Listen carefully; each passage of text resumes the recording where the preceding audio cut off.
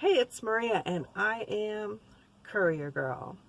Today we're going to talk about what to do when you have a break, because there are times when you're on a road that you will have a break. The sun's a little bright, so I'm sorry if I'm squinting here, but I'm doing the best I can in the sunlight. So, during your day, whether you're doing routes or on-call, on-demand type work, you might have a break. This happened to me yesterday. I did 3 routes yesterday, and in between my first and second route, I had about an hour, maybe an hour and 15 minutes of downtime. And then between the second and third route, I had about 30 minutes of downtime. And it wasn't really long enough to go back home or do anything because that was too far away. So I had to figure out what to do to fill that time. And it's really easy to fall into the rut of just listening to the radio or scrolling Facebook or whatever. And what I want to do is give you some ideas on how to be more productive during those downtimes so you can get more stuff done. So I just made a little list, and I actually put a PDF up on the internet, which I put the link in the description, so you can download it and then you can print it out or use it to think about other things that you might want to do. So let's get started with the list. Okay, you could take a nap. I know that sounds like it's not very productive, but if you are on the road long days, sometimes a 10 to 20 minute power nap can just do wonders for you. You can stop and get gas. You can go through the car wash.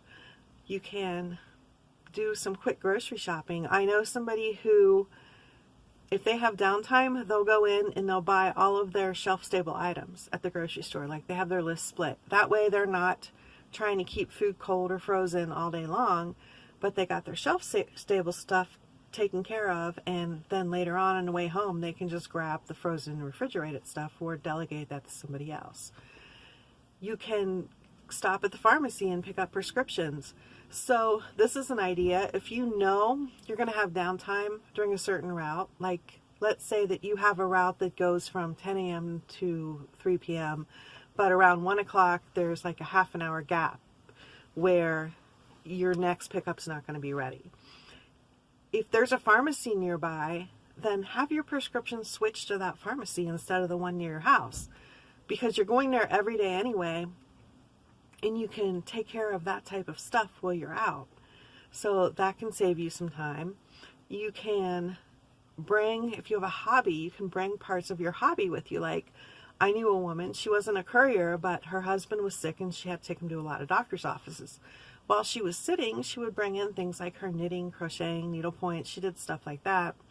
And she got quite a bit done. And you could do that. You could bring it with you in your vehicle, and when you have some downtime, you can finish making that hat or that scarf or whatever it is that you're making. You can read a book. You can listen to an audiobook. You could write a book. You could do journal entries. You could learn a new skill. Maybe you can get on the internet instead of watching like comedy or music videos or TV or whatever. You could be looking up research and videos on this new skill that you want to learn. And you could use that time. You could learn a new language if you wanted to. You can research business and even start another side gig and start making money in other arenas when you have downtime. You can answer messages, answer emails, make phone calls, set appointments. You could do banking and credit card payments and stuff like that, banking and payments. Now, I would say that if you're doing that, make sure that you have a secure internet connection. Like, I would not go and get on the free Wi-Fi at Walmart or Starbucks or something. I would use a hotspot on my phone or some other kind of secure connection. When you're doing banking, you want to do that. You could write a to-do list. You could write a to delegate list, which is better than a to-do list because you're going to send those tasks off for other people. If you have downtime in the afternoon, you could schedule a phone conference with your kid's teacher. You can do a lot of things that you would normally do in the evening or when you are off work in between your runs or when you have downtime. And the reason that's so important to me is when you are a courier, if you're working a lot, you're really hustling and you're really trying to make money, your free time is precious. Like, when I have time off, it's like I want to only do what I want to do. I don't want to have to do errands. I don't want to have to do like grocery shopping or any of that.